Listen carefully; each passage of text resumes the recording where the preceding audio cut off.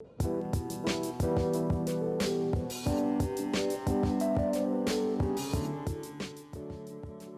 my name's Sam. I'm here from Mr. Porter. I'm sat in the Noah New York store with Brendon. We're having a chat about the upcoming Mr. Porter Noah capsule collection.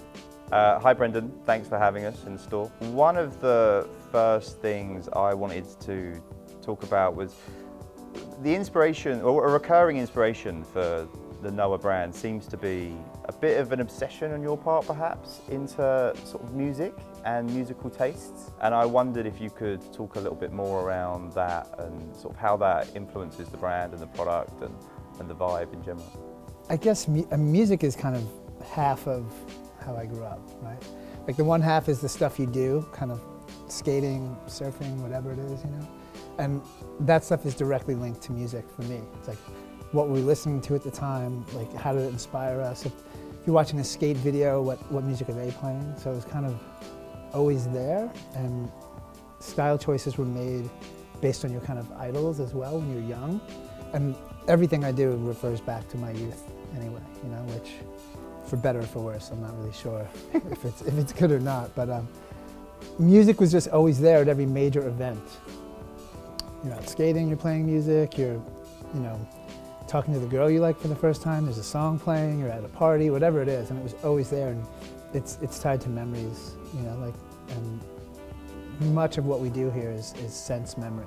It's just this innate thing, things that come out when you think back, you know, organically. You don't have to even think that hard.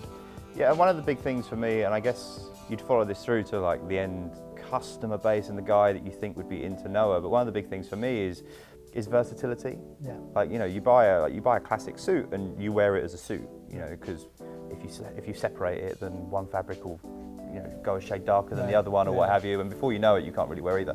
And I guess all the fabrics which you use in the main collection and then, of course, in our capsule collection, they all lend themselves very well to being broken up. Yeah, yeah. They're kind of intended to be, yeah, you know. Yeah. And it's interesting that you talk about like one going a shade darker and this and that. The beauty about what we're doing and who we are and who our customer is that won't really fucking matter. Yeah, yeah. Like, we wouldn't care, you know what I mean? Like, so it's a little shabby, so what? You know what I mean? Yeah, like, yeah, yeah. If you need that really formal thing, then get that, have it, do it, whatever. But we don't really think of clothes as these super precious items that need to be protected. Yeah. They're items that actually walk through life with you and experience things with you, and if, you know, something gets spilled on it, then so be it. Like, protecting your clothes is insane, you know what I mean? Yeah, yeah. It doesn't even make sense. It's like, if you feel the need to protect your clothing in such a way, then like, don't buy that thing in the first place. Yeah, you know yeah. what I mean? You should be living life. Yeah. You know, so we definitely expect people to kind of break it up, do what they want to do. Yeah. The camel hair hoodie is definitely a favourite within the Mr. Porter office. It's like, I think 8 or 9 of those are sold already just for my team. They're cool. I mean, that's pretty clearly this simple approach of like, the hoodie is such an important component in all of the different things that I've come through in my life, right? Whether it be, you know, skateboard culture, b-boy and hip-hop culture, like the hoodie's always there, right? Even for people who are just, you know, the average American has 6 or 10 hoodies in their closet. Like, it's just a normal thing.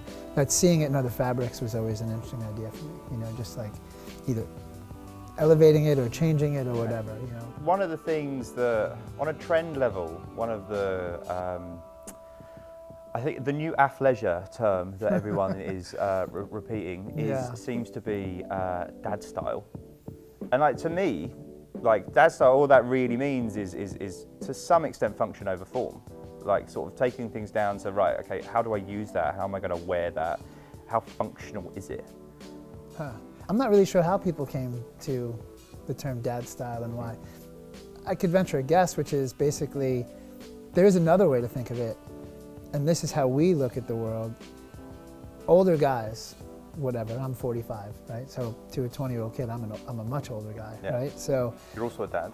I am a dad, and there's something that I expected many years ago to happen, which it seems to have happened, which is the generation that's in their 40s, even in their 50s to some degree, and the people coming up through their 30s, they are not going to just like disappear and be boring old fuckers. Like they're going to stay interesting, you know?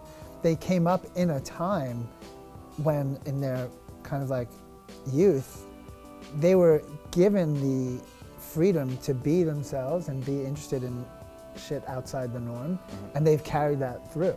So now you have guys in their 40s who still skate, they still surf, they're still active, they still want to keep up on music, they still want to dress well. And those guys are all dads. So like that might have something to do with it as well, you know, which is a different thought. I was going to say, we're both dads, so technically we're both rocking dad style, I guess. Yeah, I mean, I don't know if I look cool or not, I'm not really sure. You know, I'm just doing what I do. Kids might think I'm a total dork, I don't know, but you know, who cares? I think there's a few of them wearing Noah, so I think there's a tribe somewhere running around town. We share some stuff for sure.